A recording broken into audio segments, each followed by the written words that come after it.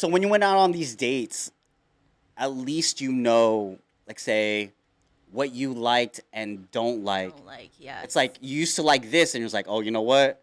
He did have that quality, but now it's like, oh, I don't like it no more. Has Yeah. that ever happened? It has happened quite a Oh, lot. I think the more that I know, the less that I wish I didn't know. really? Yeah.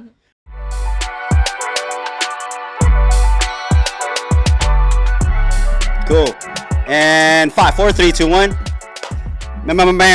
Welcome back to another episode of the Relationship Method Podcast. It's your boy Chris. It's a new year. It's 2026.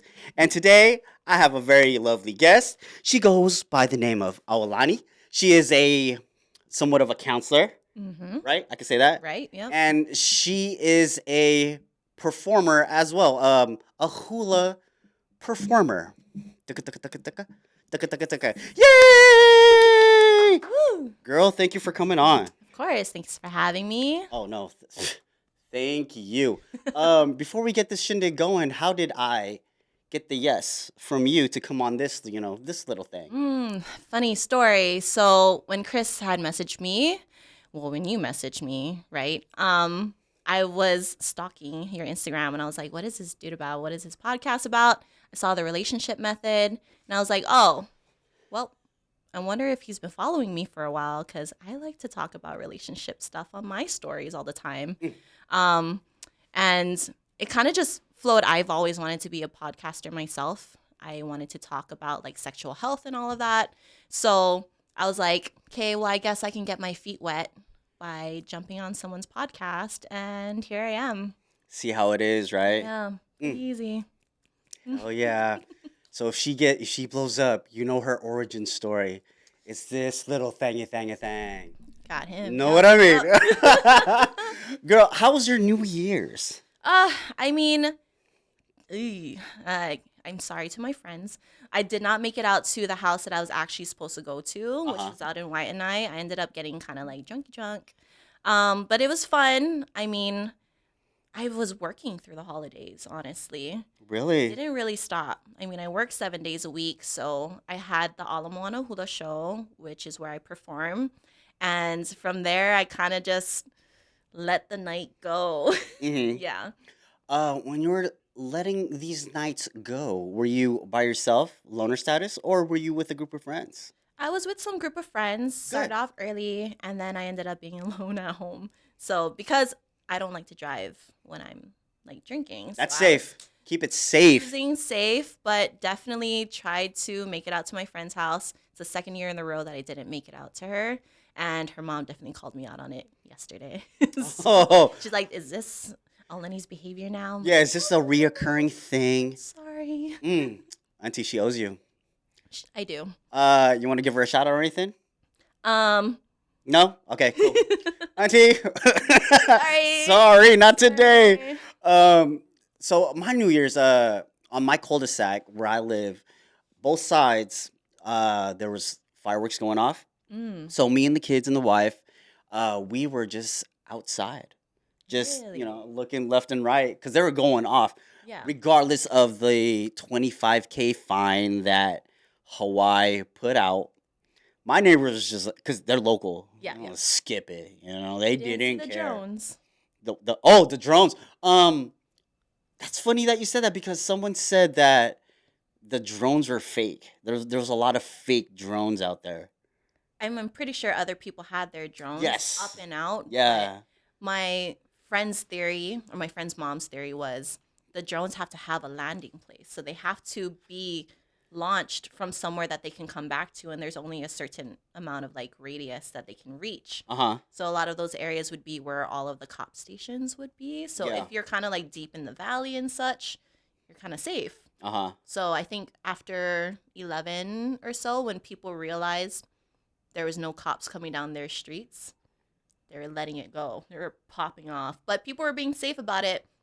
I watched a kid with a backpack full of fireworks ride up and down the streets, popping in different locations Uh-huh. so that he couldn't be tracked. But I'm like, the Smart drone's kid. that far high up. Yeah, they They could. have facial recognition. Uh-huh.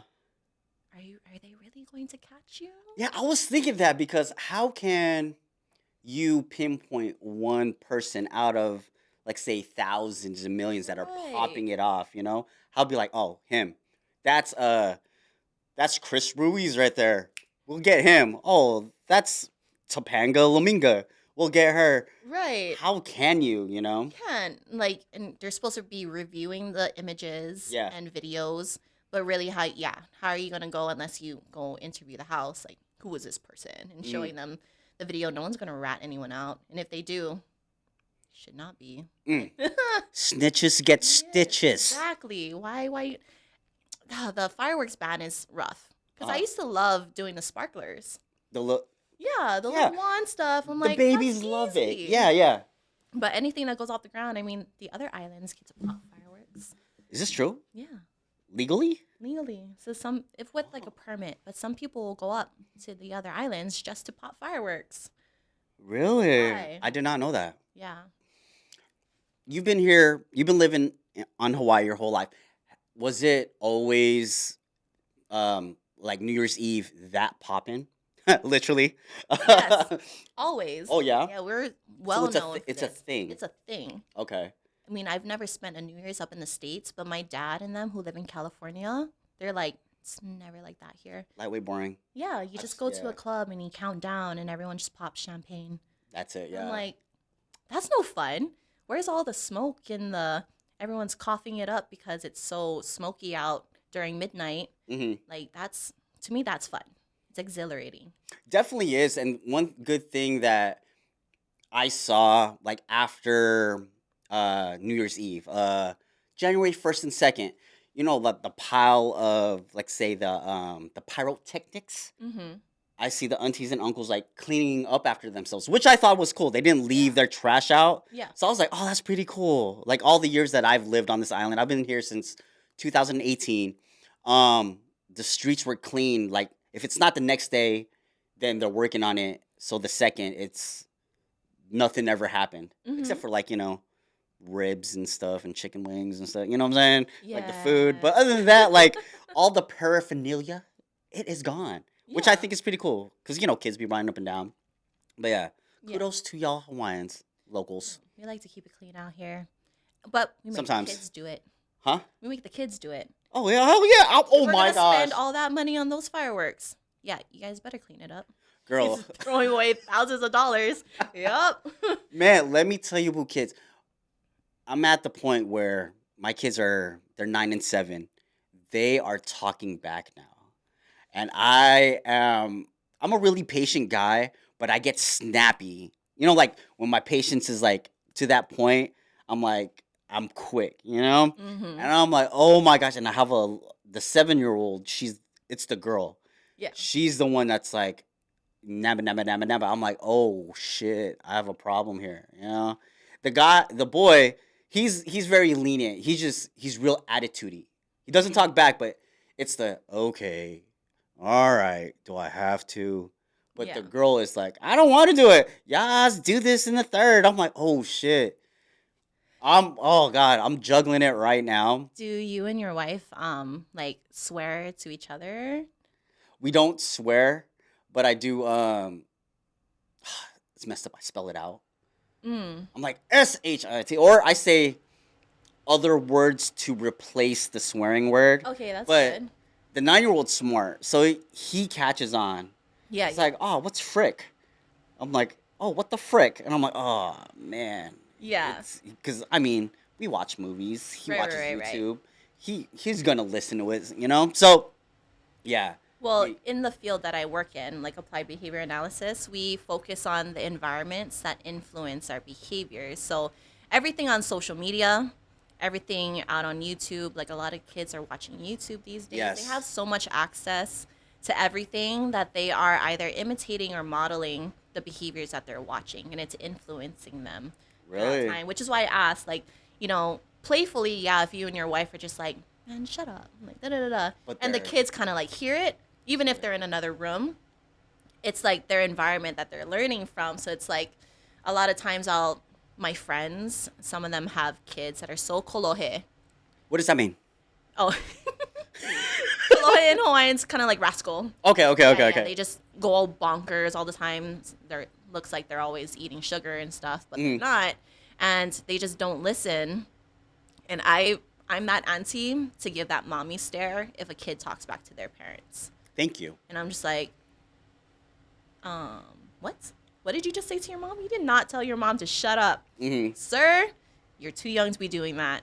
And I'll look at the parents and I'll watch like their dynamics with each other. And I'm just like, that could be where it's coming from. Like, when you hear these things like, from kids talking like that to their parents, do you check it right away, or do you like hold back and wait? it depends on my relationship with the parents. Like Okay. if I have a good rapport with them and they know me, then they trust me to just be like, stop. Uh-huh. Go tell your mom sorry. Mm-hmm. Other than that, if I don't know them, like I'll be out in public and I'll see like a teenager kid or a younger kid just talking smack to their mom in public. Yeah. I just look at the mom, try to get eye contact with her, and then I'll just walk past. Uh-huh. Like, I don't butt in on people that I'm not close to, but people that I know, You stay in the lanes that you're. yeah. That I'm like that when teens and little kids when they drop the N bomb. They drop the N word. Mm-hmm. I don't care who the parents are. I'm like, hey, relax with that word, you know? Yeah. Because you say with the, I guess growing up in California, it's different, right? But Right. you say with the, to the wrong person. I understand that, someone could get offended, and if that person is really offended, will try to start something. Mm-hmm. And I also know at the end of the day, it's a 4-on-1 battle, because if a little kid was saying it, if a teen was saying it, a black kid was like, yo, why you saying that? Four of that brown kid's friends is gonna jump that black kid because of where we're at, right? Yes. So like I have a real good knack of like, hey, shut it down. Don't say that word. Like say it with your homies, but don't say it out like that. Yeah. I try to be respectful, but with authority when it comes to that N word, But then I talk to a lot of my black friends, and they really don't care. Maybe it's because they are, like, say, they're accustomed to it now. Mm-hmm. It's the ER that gets them, that triggers them. But with the GA, it's like an everyday thing for them. So they really don't care. But I think I'm in that position to where I'm like, hey, man, relax with that. Or, hey, girl, come on, man, say another word. Yeah. I don't really hear like much of that happening out here. Sometimes I do. But Yeah. when it is, it's done by like people that can appropriately say it. But here in Hawaii, it's kind of like haole. Haole is a word that people can either be triggered by or not. But at the root of it, it just means foreigner. Like if you're not born and raised here, you're technically haole. That's what it means. That's what it means. It's not because like you're white. Like no. It's able to differentiate between the different cultures that are out here. Like I can be considered local. Yeah. If you're not from here, you can be considered haole, but a lot of times it's used towards people who are white in nature, Let me ask you this. If my kids were, I have one, the youngest one, she's born here. Mm-hmm. Local? Yeah, I'm born and raised here. You're local. So how about my 9-year-old son? He came here when he was 1. Local? Yeah, if you're here for more than 5-6 years and you grow up in this society, I'd consider you local. Hold on. 2018, 19, 20, 21, 22, 23, 24, 25. 7 years. Almost local. Not pretty local. Me? Pretty local to me. It's different. People have different things. Like, Yeah. I wouldn't call them Kanaka, because Kanaka in Hawaiian is kind of like people of this land. Yeah. But Oh, I would never claim that. yeah. No. But if he's basically raised on this island, because my brother too, he was born in California and then he moved down here. But we grew up local, Local? like a local cousins. Okay. Yes, So he's local? he's local. Okay. You're fine. You're good. Okay. Before we get these questions going, do you have any 2026 what's it called? Resolutions? New Year's resolutions. Ooh, stay the same drive. Just keep it going, and fuck it. This year is all about just, you know what? Fuck it. I'm not gonna fear any new thing. Like this podcast, wasn't gonna fear it. I'm like, I don't know this dude, never met him before. Nah, fuck it, let's just do it, because if you don't get uncomfortable, you're never gonna be comfortable. I like that. I heard that before. Mm-hmm. Also, she does jujitsu too, so she might probably whoop my ass. And kickboxing. Yeah, I ain't gonna punch no female. I will shake the shit out you though. Be like, hey, what the fuck? But yeah, you gotta catch me first. My New Year resolution, I don't think I met. Yeah, I'm 100%. I didn't make one. New Year, new me, say me. Yeah. So it's it's more. I think it's take more opportunities that are coming my way, because last year I was hesitant to say yes to a lot of things. Okay. Like projects that I was like, oh, I don't know if this is me. Yeah. But I don't know. I think I'm at that age now towards I'm just like, you know what? I don't know where it's going to take me, so might as well just do it. YOLO, talk to all these people, get on these projects, get on these shows and whatnot. And shoot, balls to the wall, baby. I think I'm opposite. I think I'm done being a yes girl. Now I'm starting to say no. I took too much opportunities, especially in the relationship field last year. Uh-huh. A lot of fails. So now it's just like, well, you better come correct or you can't come at me at all. Hold up. So you said a lot of yeses. What do you mean by that? Do you mean by when a guy's trying to spit at you, you said, sure, why the fuck not? Let's go out. Yeah, let's take an opportunity. Because I used to be so strict on like a list of things that a man had to have for me to be able to even go out on a date with them. Okay. And last year was just like, fuck it. Sure, let's go. I mean, you look a little a little rugged. A little thing like not completely tied up here, but we're just gonna do it anyways because who knows, it could work out. None of them worked out. Really? So bad. I did it for the plot. A lot of my friends have laughed at my 2025 fails. So. But they can't. But your 2025 became a good story though to share. Definitely. You know what I'm saying, with your peoples. Yeah. Now my friends are kind of getting up there too with their stories. So. We're evening out. This year is all about me, so when you went out on these dates, at least like say, what you liked and don't like. Yeah. It's like you used to like this, and you're like, oh, you know what? He did have that quality, but now it's like, oh, I don't like it no more. Yeah. Has that ever happened? It has happened quite a lot. I think the more that I know, the less that I wish I didn't know. Really? Yeah. In your 2025, did you ever get yourself in a situation where you almost lived with a guy? No. The girl. Not a girl. I had like 2 major relationships in which I lived with somebody. And I think now I have this 6-month rule. So people who know me know that in 6 months, you can't ask me to be your girlfriend. You have to like take me out. You have to court me. You have to get to know me. I will even try not to even invite you into my space because this is my like sanctuary. I don't want you to know where I live and then you become obsessive and you show up at my door. Nope. How about for the guy? Have you got into his space? Yeah. You did? And how was that like? Getting into his, since he cannot go into yours, how was it going into his? There's been some back and forth where just like, oh, that's not fair. And I was like, I don't know. I feel like the man should be doing whatever he can. You want to get with me. I'm just living life. So if you want me to be in your space, that's totally up to you. I'm not forcing you to. And a lot of times they're just like, yeah, come over. But of course, it's because of the whole lustful thing. Yes. They want you to be close to them.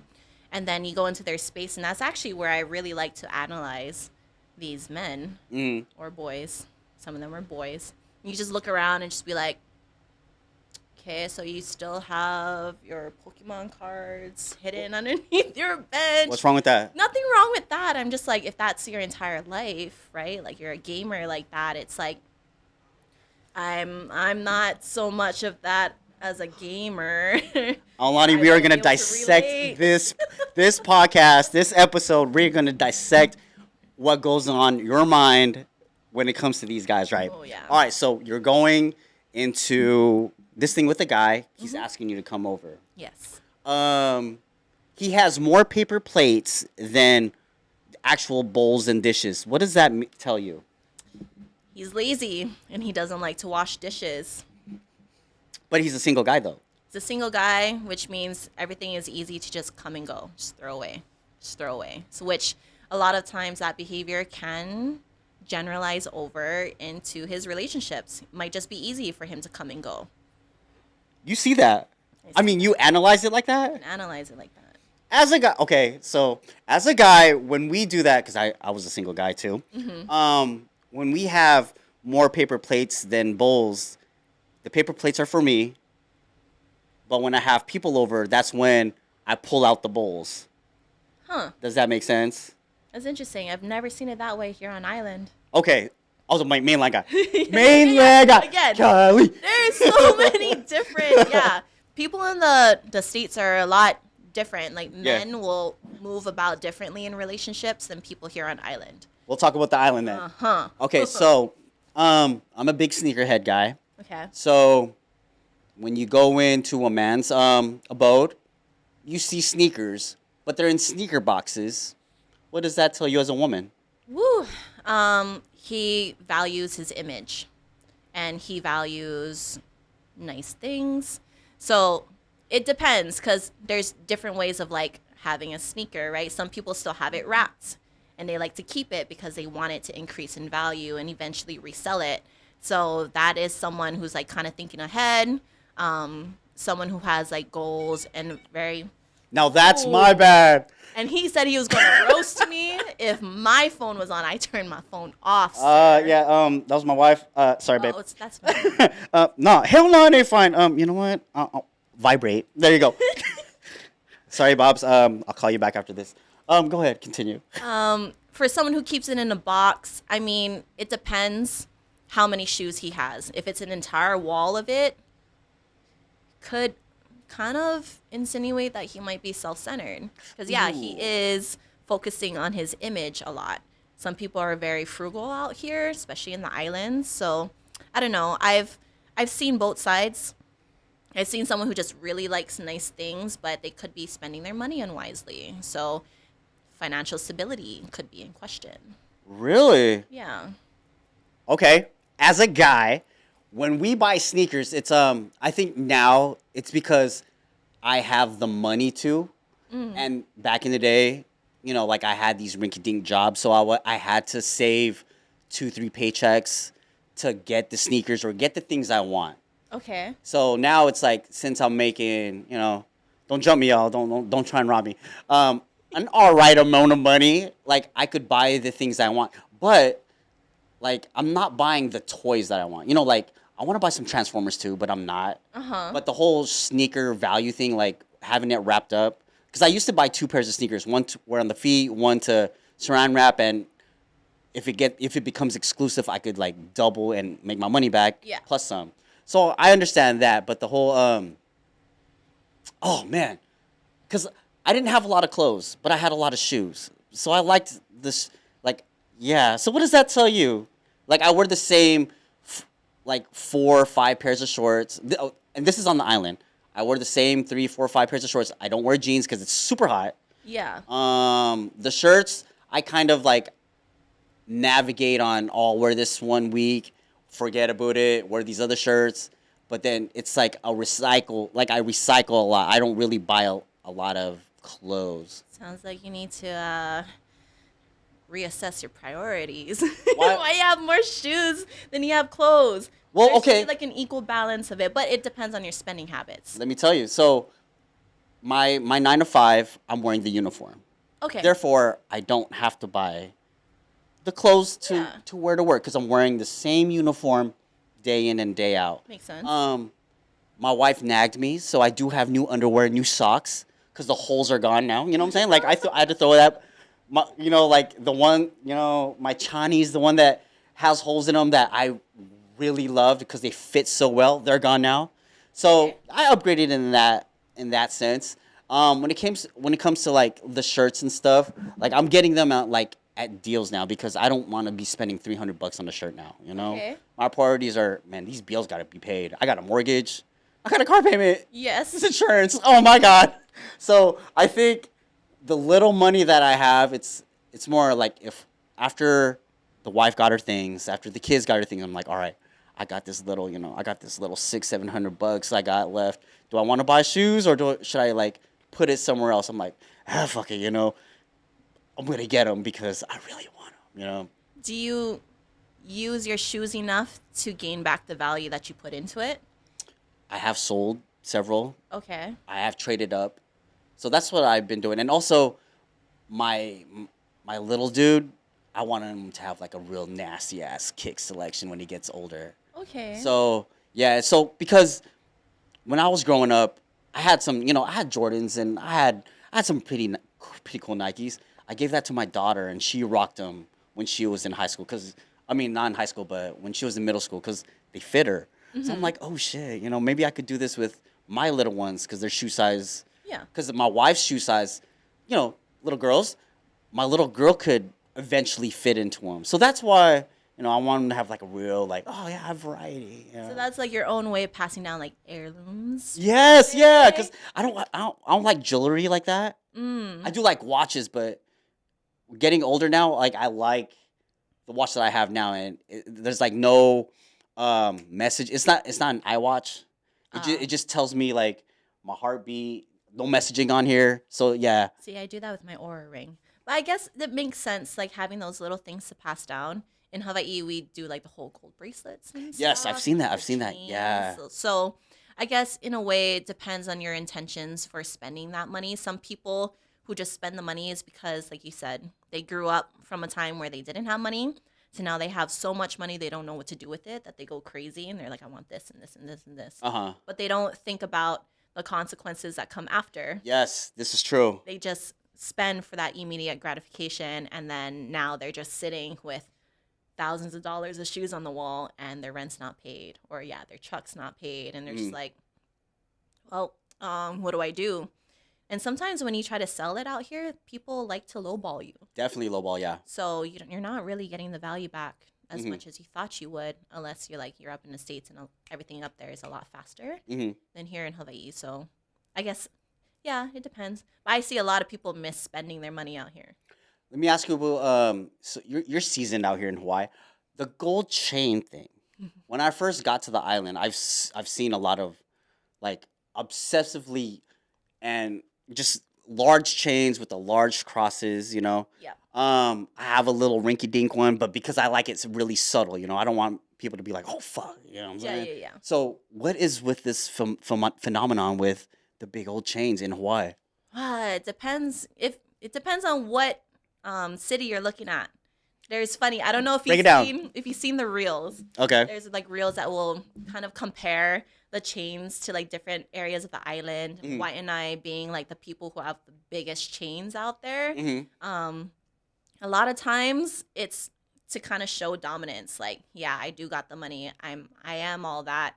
Don't try to come at me, or I sell the drugs. Like those types of things. Sometimes it's just a 10K 10K chain. It's not really worth that much. But it really is just to show like it's a flex. It's a flex of what they got. And I think that's very irresponsible of people to do. When I see people with those really big chains, usually it's like really big guys that kind of look scary, so you wouldn't want to go up to them. But even their chicks got big chains too. I didn't want to wear mines today because I didn't want to look like that. Girl, you shut up. Because I would have been like, dang, she coming in flossy. But I didn't even pay for my chain, so. Ooh, girl, yes. Women with the chains. I've seen numerous of them. They have the license plates. Yeah. What is that about? Sometimes it's the guys that buy it for them. They want their girls to like look like them. Yeah. Sometimes it's passed down from family. Okay, I understand that. It can be like an heirloom thing too, but it is definitely more so of a flex. But gold out here is very valuable. Yeah. I mean, like, especially Hawaiian bracelets. You see all the girls with like the big bracelets on the wrist. trinkets. Eventually, I want that, but these have like different meanings to it. Like, it was created by, not created, but the first person we really saw it on was Queen Lili'u. And she had like an heirloom when she was coming back from her travels that was gifted to her. So it kind of like just became a tradition. A hula dancer or any Hawaiian girl out here, you want someone to gift you a gold bracelet. So that's going to be my standard. I tell that all the time to people who I want to eventually get serious with. That if someone wants to marry me, Drop that bracelet. drop a bracelet with your last name engraved on it. On the inside, it's gonna say, "Will you marry me?" with a date. Because if you can invest that much in me, you're gonna invest in our relationship to build together. Because that is an Really? investment. Ah, Mm-hmm. wow. So guys that are listening and watching, she has a prerequisite Yep. before you put a ring on it. Skip the ring and get her a bracelet. Yep. 12 millimeters. You better be able to design it in a way that you know will describe me, because I will say no if it's not made correctly. But I will keep the bracelet. Wait, hold No, up. no, no. Wait, there's a certain pattern. You Or can. You can. really? I thought it was already like pre-made or No, there's some of pre. them that have pre-made, but you can make your own design and get it customed. Does it cost more to do that? Yes. To do it that way? Yep. And then Huh. by the weight of the gold too, there's like lightweight, medium, heavyweight. Would you want a heavyweight, medium, light? Does it matter? Doesn't matter. I mean, the intention is there. If the Okay. design is beautiful and you can get it just right, then yeah. But that means you have to really pay attention to The detail, me. yeah. Yeah. Huh. Okay. So a bracelet. Yep. You told me that you have a dog. Mm-hmm. You also have a cat, yeah. I have a cat. So the bracelet has a cat and dog. That's a plus. Can the bracelet have a cat and dog on it? You can if you want to design it. Some people have, No, but different. for you, for your specifications, if the guy was giving you a bracelet and it had like an engraved, like let's say dog, cat in the design, is that a keeper? Or is it one of those? I don't want. It looks kind of tacky. It would only be one part. If that was all he put on it, then it wouldn't be enough. Because Uh, there's more to it. It's kind of like he's weaving our story into the bracelet. and that's what it means. The whole. Yeah. That is I like Yeah. that. It's like oh God, Native American. When they do their Native Americans when they do their pass. Can't remember the name. I cannot remember for the life of me right now. That well. Question time. Miss Aulani, is it too late to change career paths at the age of 20, 30, maybe people that are in 40? No, Is it ever too late? no, because I really think your life starts in like your mid 30s. Why do you say that? Why Well, why mid 30s and not like early 30s, late 20s, mid 20s? well, a lot of times, 25, right? Psychologically, your frontal lobe is fully developed by the time you're 25. But at that point, you're still figuring out your life. So if you're jumping in and out of careers, it's okay. So Hmm. you're not really settling. By the time you reach 35, it's really when you start hitting the ground running. You should have enough understanding of where you are in this life and what you can do, and usually getting your financial stuff together. A lot of the mistakes can be made in the 20-year-old area. So when people think, oh, I'm turning 30, it's getting a little too late for me, not at all. I've seen people become so successful because they develop the habits and consistency by the time they reach 30, that even when they're like jumping into the 40s, it's still a lot more consistent than they were in their 20s. So the spending, the understanding that they want to settle down, because now it's like actually a realization like, yeah, I'm almost 50, half my life has nearly gone by.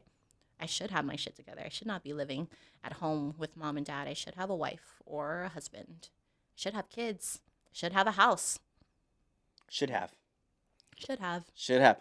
In my 20s, I was a hip hop dancer. I was a DJ, and I also had a regular 9 to 5 in an office. Hmm. So I think when I reached like the pinnacle, like I reached the ceiling of this office gig, I didn't know where to go. And this is like I'm my late 20s. I didn't know what else to do, right? So that's when I enlisted. So when I enlisted, I thought being enlisted this was going to be my career. Mm-hmm. And I was like, yo, this is for the birds. I don't know if my body could handle this cuz the point is 20 years, right? 20 Yeah. years enlisted, 30 years old. I'm supposed to be 50 out. I should have went in like right after high school. Yeah. But being enlisted like around that time, around my age, I was I was already like what's that word? I matured, so I knew what to say and what not to say during like drill or during like my basic training. Mm-hmm. So yeah, I got here and then I saw the opportunity of like how it is being a civilian. Yeah. So that switched up my other, like from being full time to part time. Now I have like this 9 to 5 job, and this was in like the 30s, and I'm like, oh my gosh, you're right. Like it doesn't start 20s. Like you don't have to start your career at 20s. Yeah.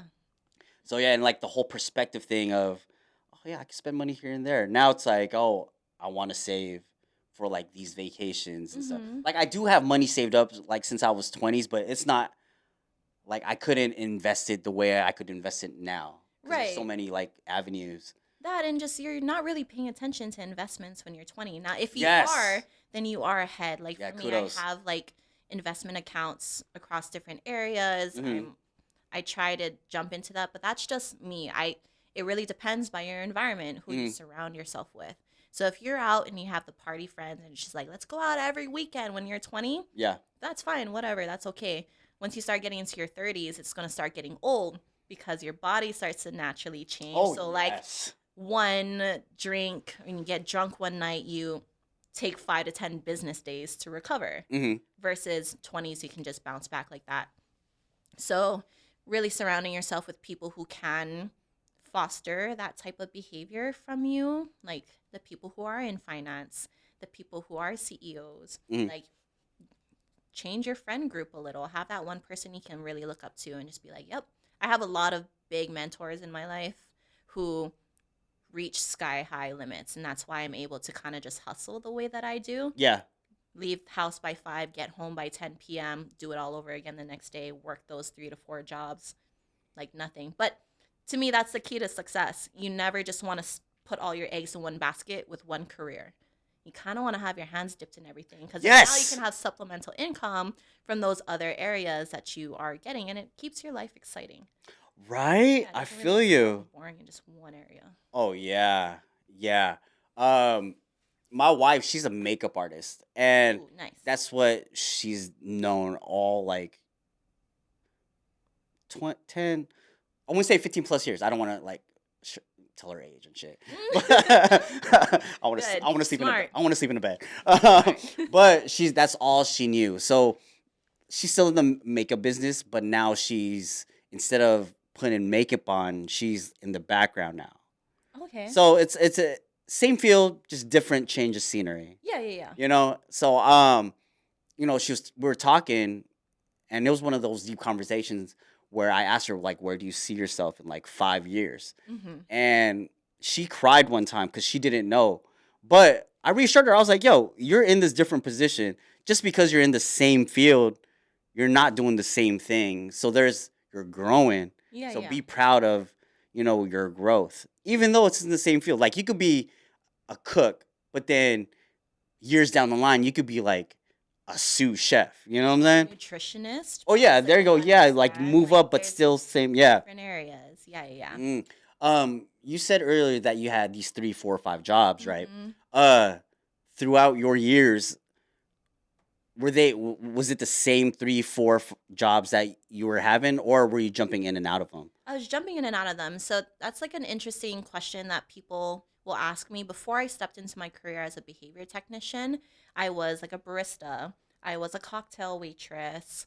Um, I was at Bath and Body Works. I was Hey, Bath and doing Body like Works. different things, and it looked like on my resume that I was jumping ship all the time. And it wasn't because, I was just getting bored of a job. It's because I was seeking higher opportunities, Hmm. like higher challenges. At one point, I was like a restaurant manager, and I liked being in that leadership position. So anytime I looked for different jobs, because one, I needed the pay to be higher.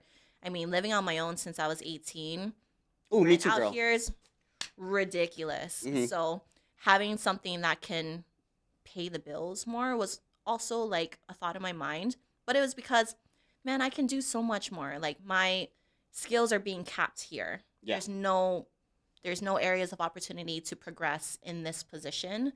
What can I do next? So then I started to find different like credit manager areas. And then finally, I stepped into psychology, where it's like I really found my place. So now from here, it's like, okay, I've been in this role for a few years, still going through college. I'm going to sit for my BCBA exam, like a behavioral analyst position in the career, but I also want to be able to help more. So where does that lead me? Sexual health, starting a program to become a sexual educator, a sexual counselor, to help the community that I'm working with, mainly like autistic individuals. And then I have the financial route, where I kind of work with a financial advisor and being able to, like, maybe eventually set up investment accounts for these autistic individuals who will have eventually their own life one day. And then it kind of just all starts to work together. Hula even goes into that too, because it's discipline. Hula teaches you discipline. It teaches you how to be poised, compassion, and like grace, which I utilize in my work. Uh-huh. Because you need to be really patient with these individuals that you're working with. Oh, I can see that. Definitely, yeah. So all of it has a connection to each other. Even though they're vastly different, it works together, and I like that. And you say you're working 7 days a week. 7 days a week. Have you, during these 7 days, right? Have you ever had like a mental crash out? Yeah. Quite a lot. I'll go through cycles where I'm just like hard grinding for 3 months, and then one day I just go home and I'm like crying on my shower floor. But I think it's healthy to cry. One, that's a healthy behavior to do, because you're actually releasing all of the tension that's like built up in your brain. Like the water that comes out is because it's like being built up here. So to physically release it releases all that tension. But I've done pretty good. In my field of ABA, we have like these different curriculums that help with social emotional stressors. So it helps building my resilience throughout time. And I'll talk about this like on my Instagram and stuff, where like practicing acceptance commitment therapy on the go is it helps to prevent your burnouts. So I've actually been pretty good at it. Yeah. How about as having a partner when he's going through it? Have you had that experience to where he had a crash out? And when and if he did, how were you able to get him out of that? So I had 2 very long relationships, all of them lasting about close to 5 years. Yeah. And Ooh, she's a keeper. 5 years. yeah. Wow. Okay.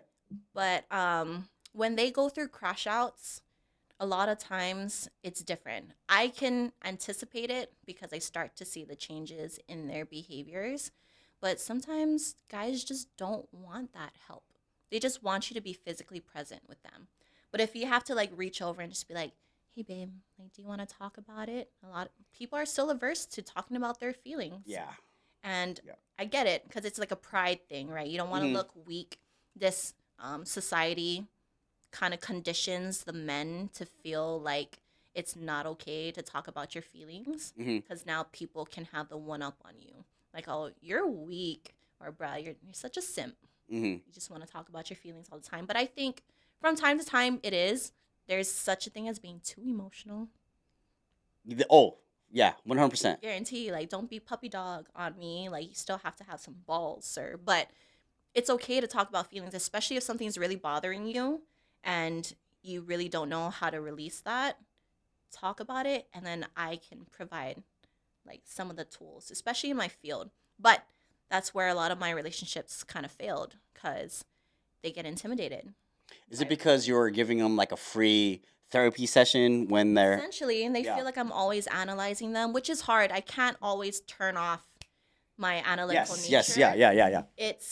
It's not meant to hurt you. It's meant to kind of keep you accountable too. Like, hey, we've been working on this. I told you communication is very key. Why aren't you talking to me? Like, you can say it out right now. It won't hurt my feelings if you want to be honest. And you're like, oh my gosh, I don't want to talk. I just want to like sit here. Okay.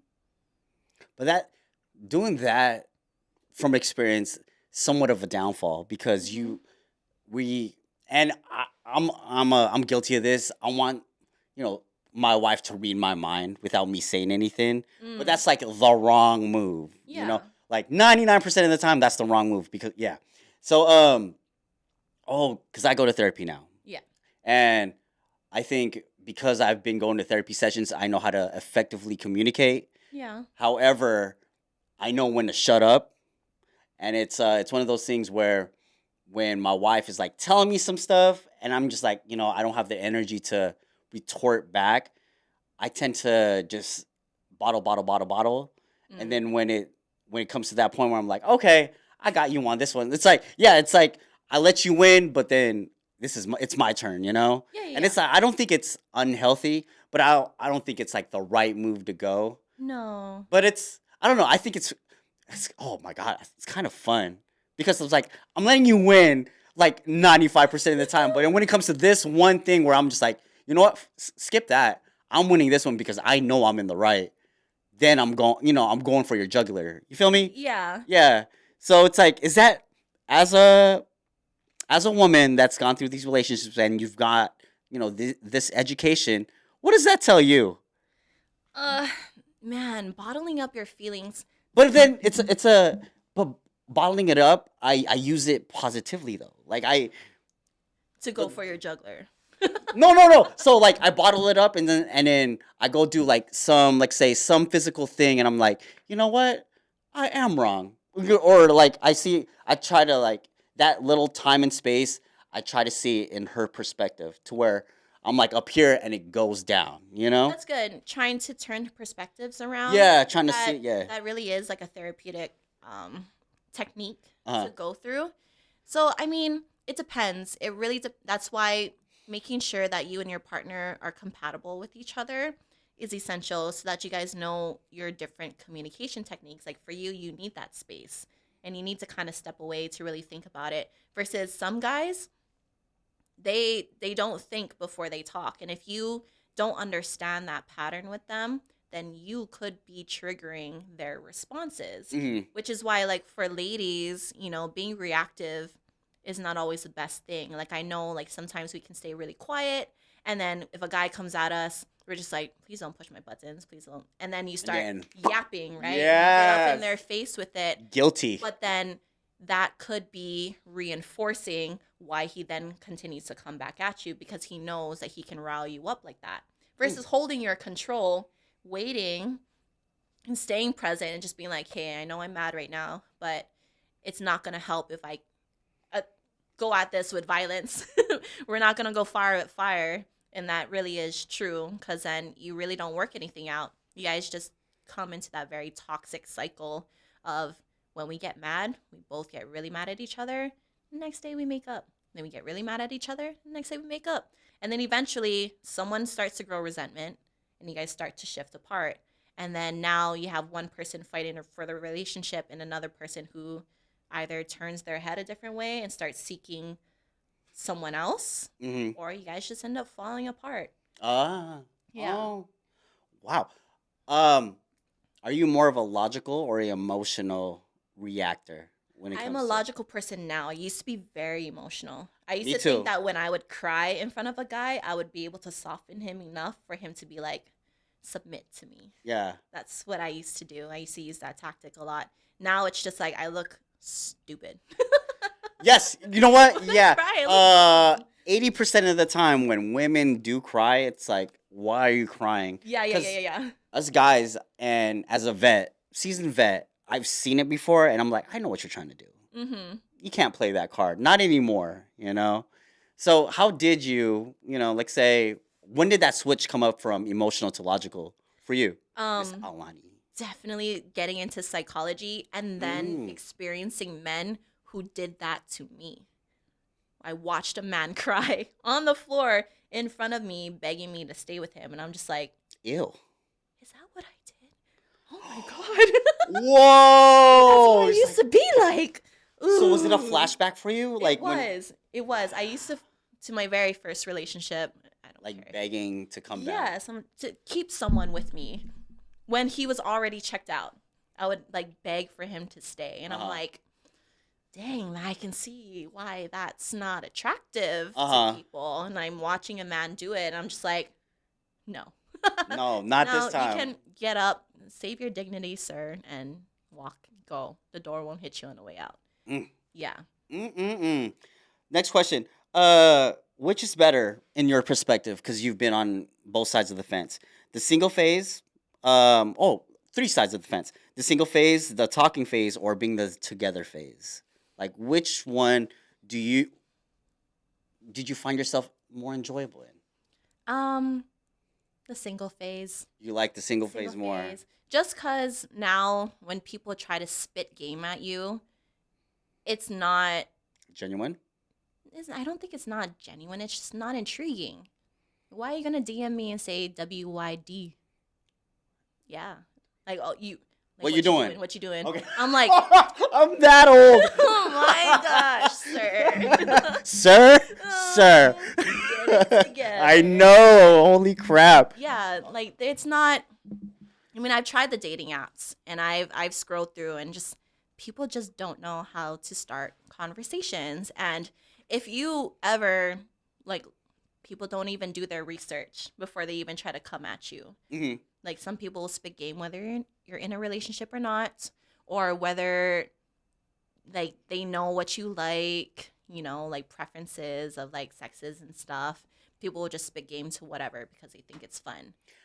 I think the era that I grew up in, it's without the internet. I'm not that old, but Pagers. you know what? Yeah, it's without the social media. Hmm. Okay, that's the era I grew up in, and I think it was wild and it was really good to talk to people and find out their interests, and that's what when I was single, that's how like I got the second and third and the fourth dates is because I kept on adding on to, oh, what else do you like? Oh, your favorite color is this? You like this cooked, Yeah. this part, this way. And then with now, because my daughter, she's 21 and she tells me her stories, it's very easy to, see what other people like. Hmm. And by doing so, and I don't know, maybe it's just my old school brain. The conversations could be boring because if you're posting every day on your story, it's like, what else can I talk about with you? Right. I mean that's how I see it. Or if you're liking cats, well then, shit. How do I dig deeper into that cat conversation? What type of breed cats do you like?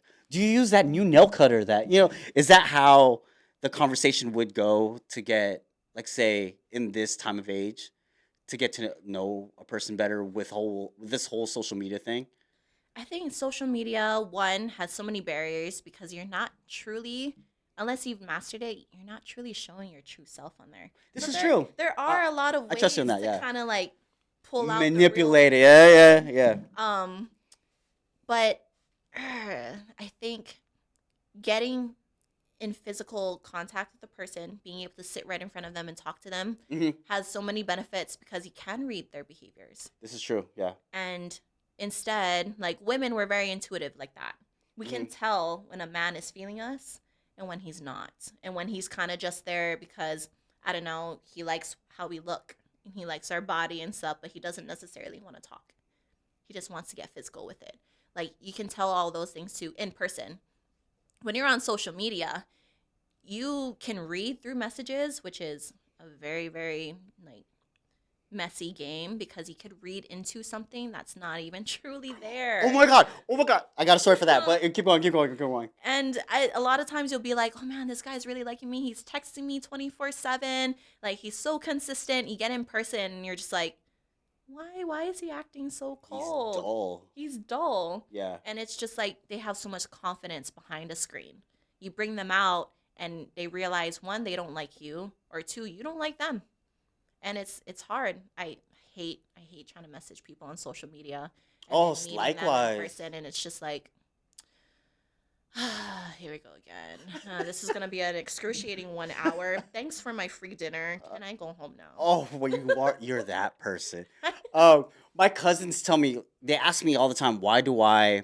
Because when I get a message, I used to give myself a 24-hour, I guess a 24-hour leeway on messaging back, right? Mhm. I know it's the wrong move, but recently, and this is like the past, I'm gonna say, past several years now, they ask me, like, why am I so fast to respond, right? and I'm saying, yo, I think it's a disrespectful thing. Like if I could get to my phone, I'll get to my phone and I'll, definitely respond back. But Mhm. I don't know. I think it's like a business thing as well too, and I like being prompt. So for people that if I don't text back, it either means that and I left them on red, Yeah. but I get them back like within that 24 hours. It either means I had to think about the message, or like I saw the message and I'm like, fuck, I'll get to it when I'm like not doing something. Yeah. And then some, it sometimes slips. But yeah, like I'm really prompt when it comes to like voicemail messages and actual text messaging, because I don't like being left on red. Like if I put Mm-mm. like if it's an open ended question or like a comment, yeah, I'll be like, all right, cool. But if it's a lingering question, I'm like, fuck you, man. This is why are you like not responding back? I feel some type of way, I you mean, know. I do too. If I really enjoy the conversation with the person, Yeah. but I am unfortunately one of those people who will leave you on red. God damn it, mom. I hate you right I now mean, too. like even this morning, I had someone send a very, very long, meaningful message, and I'm pretty sure it was like a prayer to me, or like Happy New Year's and stuff. I don't know this user, Yeah. so like, I just kind of like opened it, and I was like, ah, shit, and then I just closed it, and I didn't read it. And I'm sure that person's gonna see that I read the Feel some message type of and not way. reply back, but I'm also always on the go, so I kind of have like that excuse to, that Yeah, like business yeah, I see mindset. it. It's like Like yeah, yeah. there's different priorities, and right now messaging Yes. you back is not a priority. And Yeah, it's like unfortunately, no sorry. disrespectful way. Like Yeah, I'm don't take it personally yeah, unless I tell you stop messaging me and I don't reply back after that. Then I warned you. But other than that, sometimes I just can't get to it.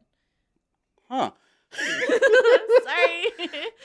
You know what? People have a problem, and I said this, several episodes back, of saying no to people. Like, Mhm. can you work overtime? Yeah, sure. I got it. Mhm. What's wrong of saying, oh no, I cannot work overtime? Or can you go pick up? Can you pick me up some soap? No. Like do it yourself. People are afraid to say no. Do you have that problem now? No, right? Because you No. just told me, but before you, old Before you, I used to yeah, make sure, I'll things get it for you. happen. Yeah. Yeah. Yeah. Hey, can you do this report for me? Yes. Hey, can you work this shift for me? Yeah. And I would do it to the point where like I eventually got sick. Uh-huh. Like I was like dead in bed, and now it's like now I have no money coming in Mm. because I'm out here doing favors for everybody. Like this year, kind of gonna shift it. Like in a way, if I can make it happen, I can. But if it's going to inconvenience me or kill me, it's gonna be a no. Negative. Hard negative. Sorry, you're gonna have to figure that out. Just figure it out. Yeah. I like telling my kids that to figure it out because they ask me to do things for them, Mhm. and we've done it together so many times to where they should know how to do it now, Yeah. right? But because like, oh, can you do this for me? I'm like, yeah, sure, bet. It's nothing. I have to ease back and be like, hey, you got to do it, man. It Like, builds I'm character, sorry. Yeah. builds discipline and responsibility. Let me ask you, talking about responsibility, why are kids that graduated high school, they're 18, because you said you moved out in 18, Mhm. why are they still staying home? Well, so I was kicked out at 18. Correction. I didn't choose to move Oh. out. No, I was kicked out. I was forced into Okay, the okay. streets. But the kids these days, again, it's the economy. A lot of it's the economy. It's hard to get a job, especially if you come from a generation like this younger generation Yeah. that are seeing people who are becoming millionaires on TikTok for doing something so easy as simple as this on a video, and you're getting paid for it. I can see why they don't want to go above and beyond and be working like a McDonald's job till like midnight and stuff. So that, and parents actually encourage their kids to stay with them. You know what? Just stay with mom. Go to college. Like, we'll pay for your college. As long as you're going to school, you can stay with me. My dad tried to do that. He tried to move me up to California Uh-huh. to live with him so that I can finish my education, which is fine.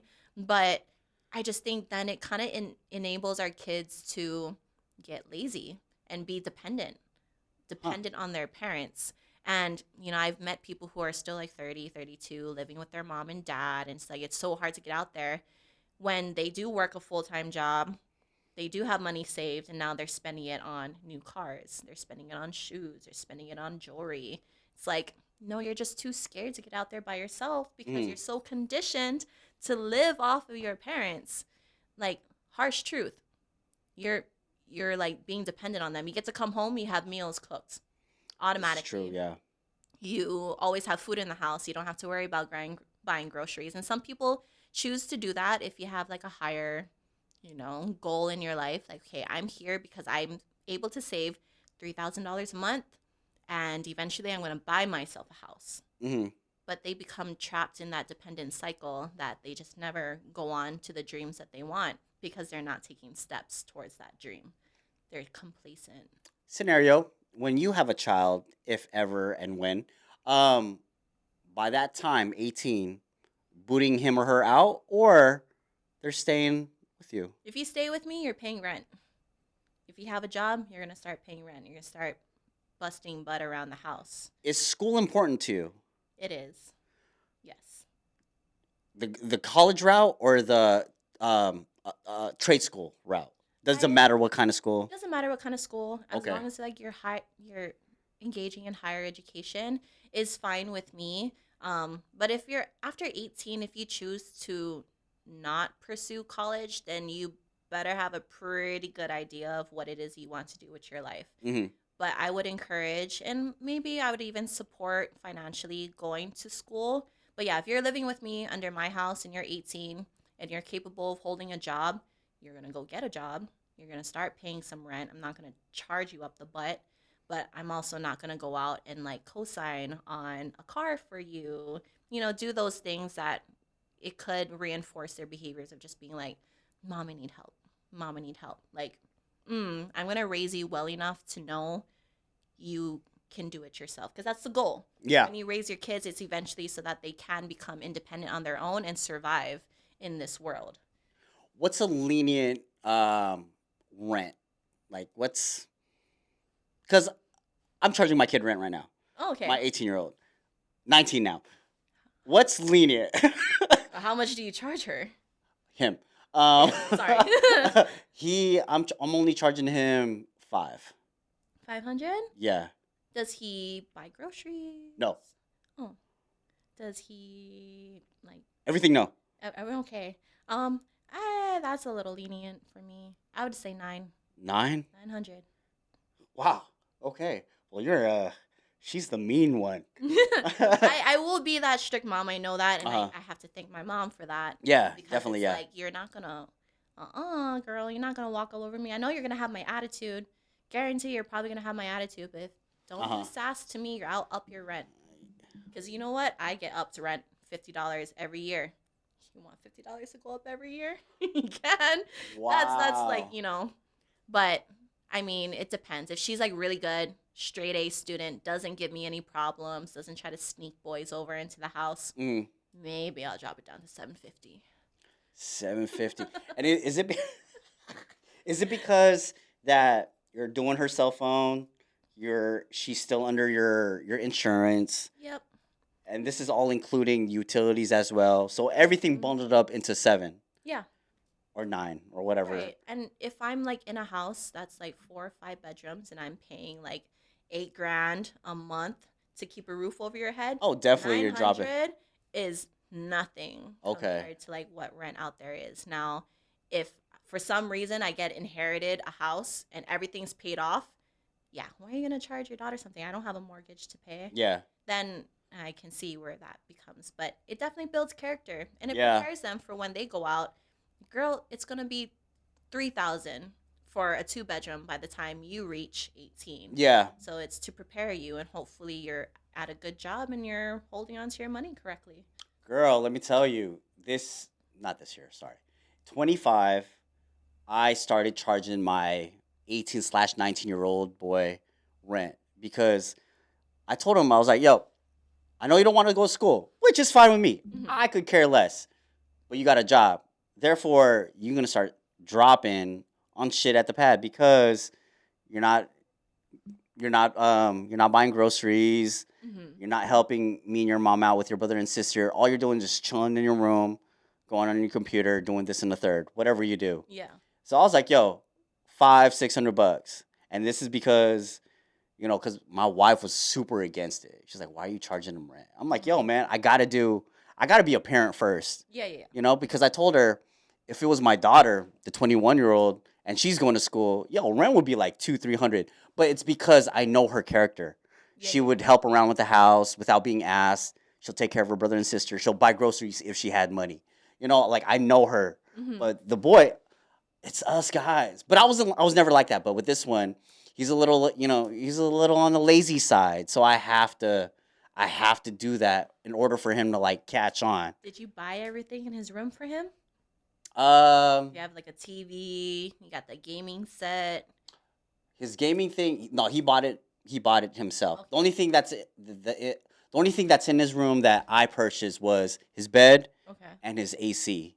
Everything else was like hand-me-downs, like his drawers and stuff. But everything else was either a gift that, we got him for, Christmas or his birthday, or ex-girlfriends or whatnot.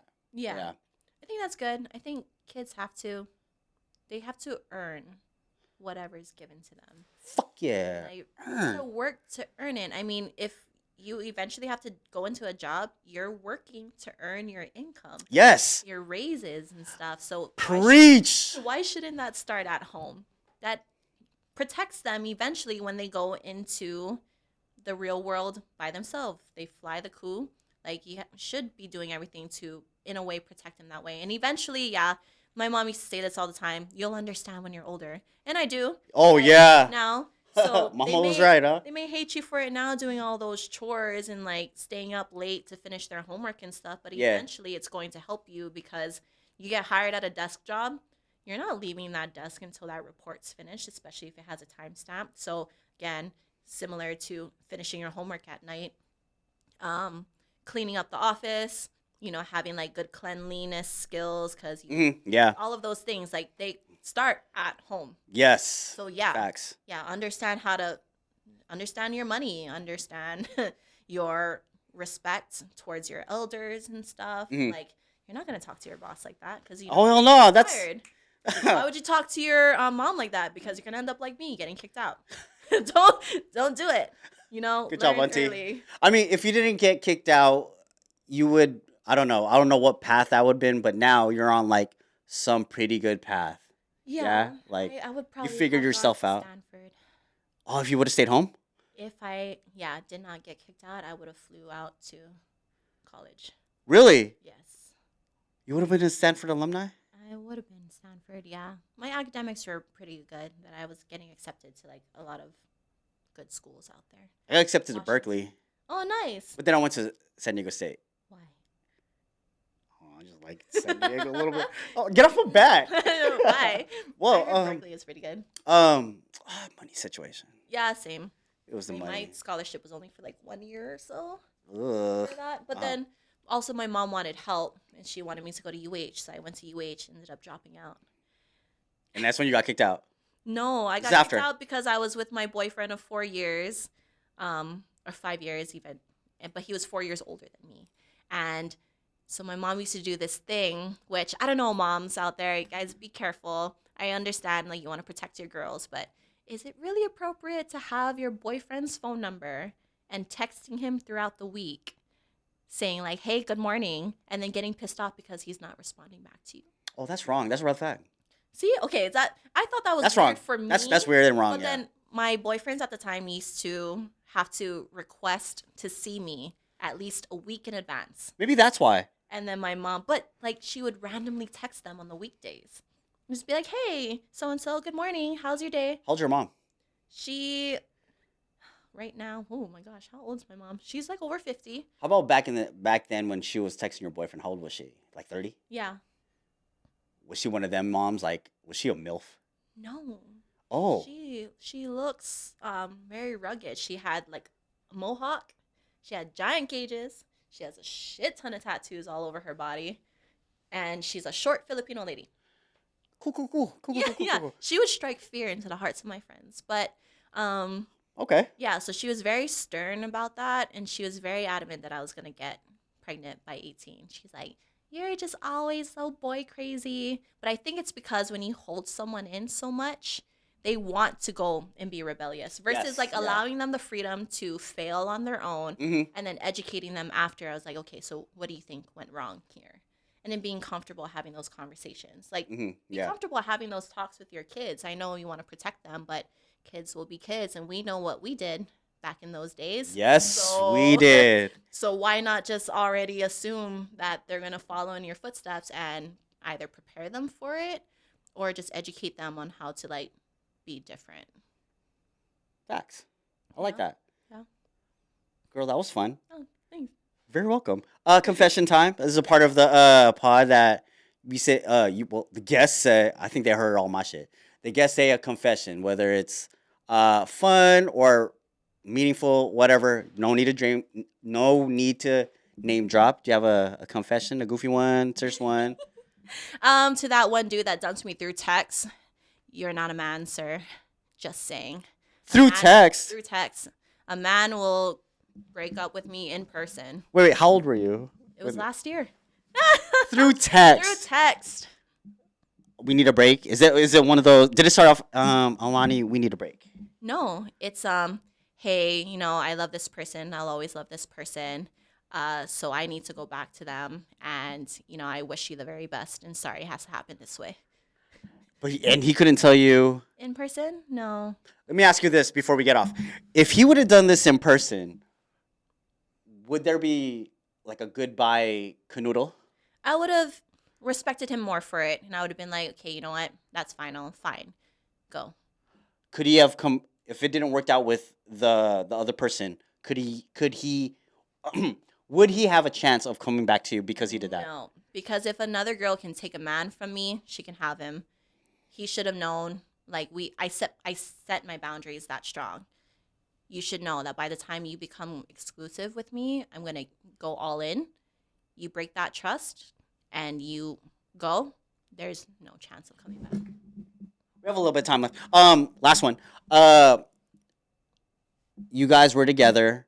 Mm-hmm. He got a job, like say a 3-letter agency, right? Okay. Can't bring you with him. He has to break it off with you because of this job. Can he come back? Yes, because I would understand. Okay. I'm not gonna keep you away from your dreams. You want to go chase them? That's fine, but understand that if my life takes me a different way, Yes, yeah. and you do come back, I'm not gonna leave that life for you. Mm-hmm. But if I'm still available at that time and you come back, yeah, sure, we can talk it out, and then hopefully, you're doing good.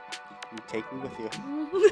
Yes. Aulani, do you have any shout outs or anything? And where can these people find you at? You can follow me on my Instagram. It's I don't know, do I just say it? It's right here. But yeah, shout out to all my friends. Hey guys, I finally jumped on a podcast. Yes. Don't judge me. Love you, Lacey. Okay, I'm good. That's it. That's it. Shout out to Travis. Thank you for the hat. Shout out to my auntie Jessica that's out here. She's visiting from the mainland. She's helping us with the kids and with the home problems that we're having right now. Not problems, but incidents that happen where we needed extra help. Shout out to you, auntie Jessica. Thank you so much. KO Studios, thank you for the lovely home. Rafi Bite, thank you for the lovely beats, man. And with that, I'm Chris. I'm Aulani. And we out this bitch. Peace. How was that? That was good. Yes. I don't know what you think. Oh, fucking, I loved it.